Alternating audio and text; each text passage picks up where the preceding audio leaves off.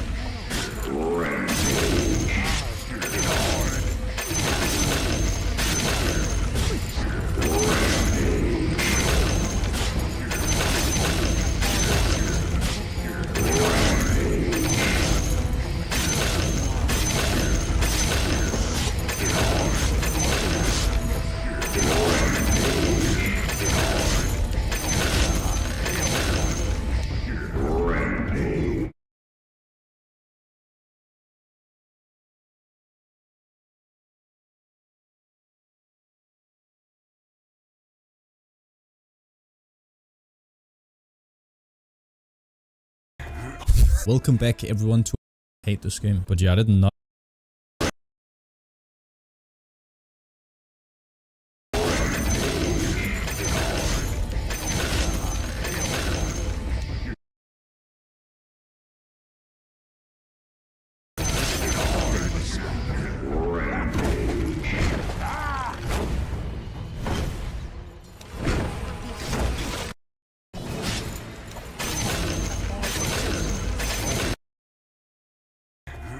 Welcome back everyone to hate this game, but yeah, I did not.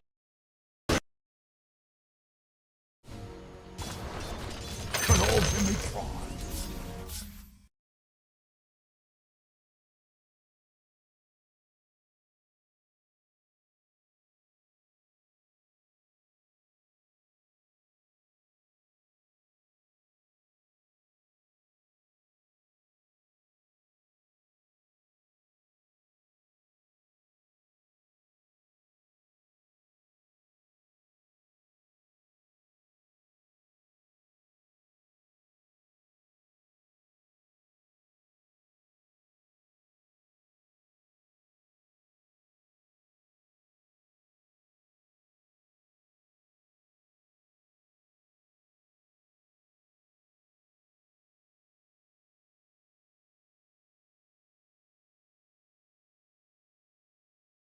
Nerfs to Reaper and AFK multiplier with no second weapon and one Moth Ring.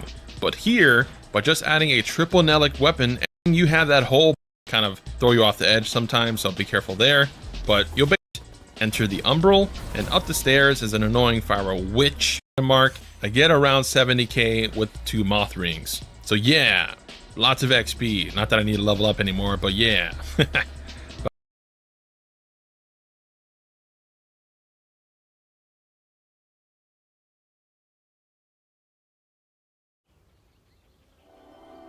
Good morning.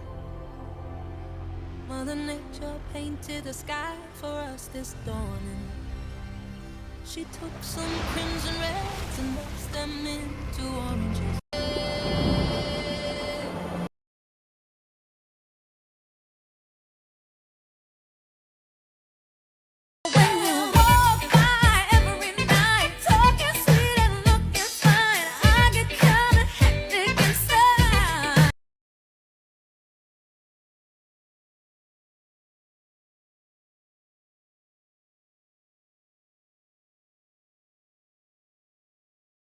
Complete. Hi!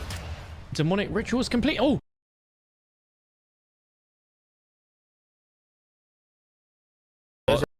So, you want to feel strong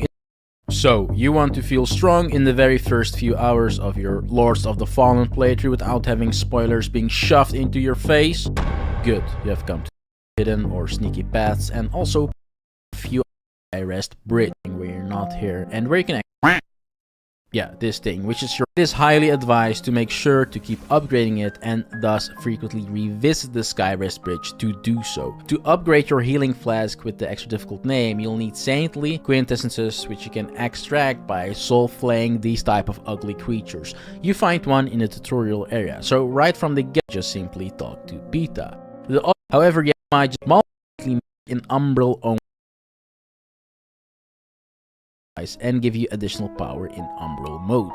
You'll start off with an Umbral Eye that you can socket immediately after meeting Malhu and get a nice power boost in the Umbral world. Now that stuff is all out of the way, let's get into how to make your character powerful early. First, we have my Inferno Nightmare build. This is going the Pyric Cultist, simply for the fact that you start with High Inferno right off the bat and get Infernal Orb as a starting spell. Now, Infernal Orb in itself can already clear bosses and mobs easily, just spam it, and what makes the spell actually good isn't the damage necessarily, but rather the distance. The fact that you can clear bosses and mobs very reliably with it makes it a really good tool, but it relies on mana, and early on you're not going to have too much mana, so just relying on Inferno spells early on is not going to give you a great time. So we need some Inferno scaling monster weapons that fit thematically and can complement our spells, and thankfully those exist. And to make things better, we can even farm them and get as much as we want of them.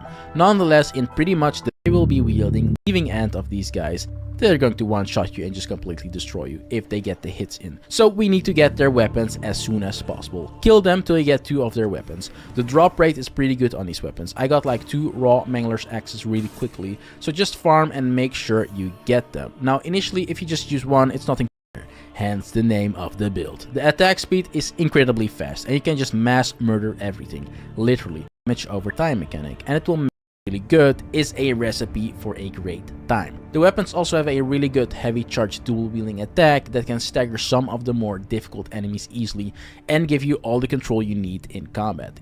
You loot souls in the game all the time, by the way, and if you use the fire one, you can imbue your weapons and make them fire-y to deal extra damage, and it also looks really badass. So with all of that being said, if you want a smooth time, go for the Inferno Nightmare. If you want to have an even smoother time in life in general, there I have great news, because very early on you get some really powerful, most fitting starting classes for a strength Crusader, as they give the most levels in the relevant stats, which are primarily going to be strength and vitality, closely followed up by endurance. The Torrent Crimson Rector Sword is a really good sword that scales solely with strength and benefits from high strength very well to the target after it procs. So with this sword you'll have a snowball type of effect and the reach as well, which when progressing is really nice as it can take out many mobs at the same time. You essentially feel very safe with it because it also staggers on hit through your line.